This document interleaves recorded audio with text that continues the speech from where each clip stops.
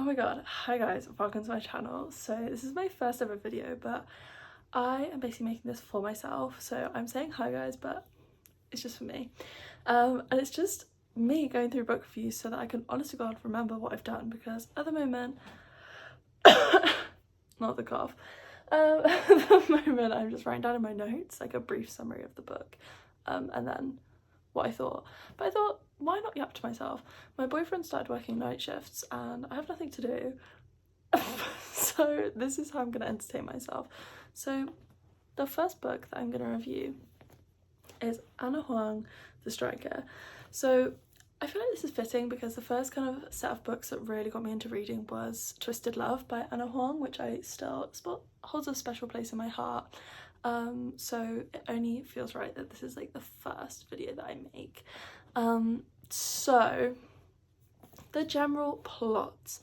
So very basic cutesy romance. So the plot is that a Premier League footballer called Asha fancies a prima ballerina that has been in a car accident, but there's like the little side story of the fact that that prima ballerina is the sister of his like big football rival. Yada yada, they have to overcome stuff and fall in love, and it's, yeah, super stereotypical of a romance book. But the one thing I did love about this book was, like, although it was stereotypical in the way that it flowed, in a sense of like it went well, they fell in love, they started having sex, and then they sort of had to overcome something, and then they fell back in love again. I felt like all the characters stayed really true to themselves, and like I can't explain it, but sometimes I'll read a book and you find that the characters are forced to bend to fit the plots that the author wants them to have, but Anna felt like she stuck really true to who these characters were, and I feel like she's done that on purpose, because one thing Anna is really good at is she has her Annaverse and everyone fits into it really well. Like, obviously you have the whole Twisted series, you have the If Love series, I think it's called. Wait, hold on, it's literally in the back of here. Let's have a look. Yeah, If Love series, god I'm good. And then she has the Kings of Sin series, which I'm very 50-50 on. I literally either adore or have to haul my ass through reading it. My little cat's come to hang out. She hates me. So she has her Anniversary, and all of these books are in the same timeline, and I love it. I love the fact that all of her characters interact with each other, they cross over, but again it doesn't feel forced. Like, she's created the world and created the characters in a way which everything really flows, and I love that, because I think there was one book series and I did love it,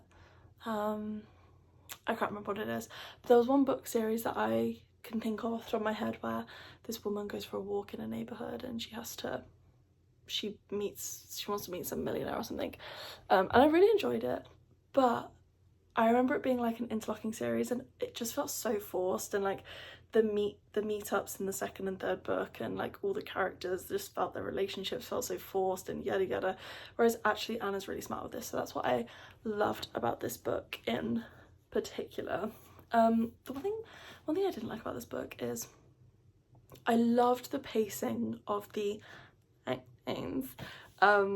love the pacing of them in the way like they weren't rushed into the book. They happened quite naturally, but then it felt like she really guys, oh my god, my cat's fighting. It felt like towards the end she kind of rushed them in, where I don't know, I probably wouldn't have put them in.